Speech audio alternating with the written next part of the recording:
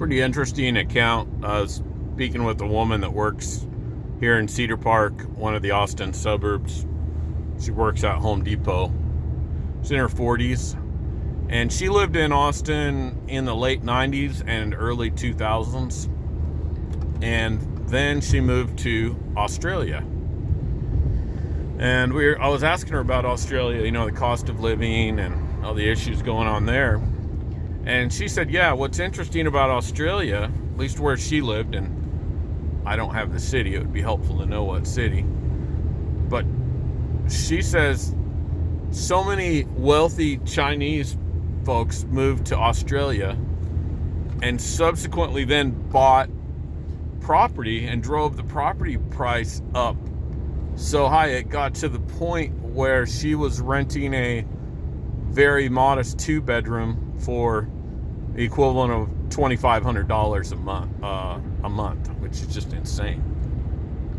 And she said a lot of these wealthy people from China would come here and buy multiple houses, or come to Australia and buy multiple houses.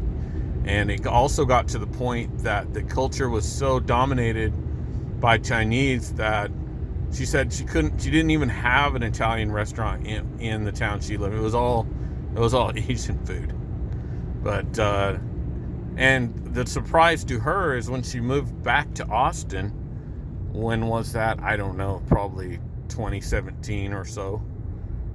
She couldn't believe how her old neighborhood was basically predominantly now Indians.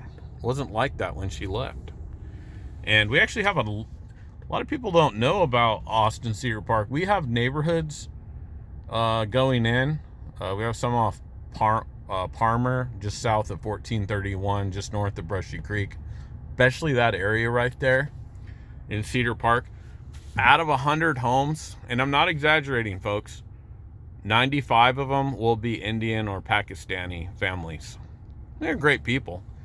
And they typically don't have dogs. That's one great feature about a neighbor who doesn't have a little yipper. But yeah, I'm not kidding. Out of 100 homes, 95 to 97 of these homes, and I know because I do bids in I'll go into a neighborhood and I'll bid a third or half of the houses I'll do bids at. And I've actually talked to the people that live there. He's like, yeah, there's one white guy that lives down there. So we said, where are the white people living? I don't know. It's a great question. But it's interesting what's going on. If people are so mobile now.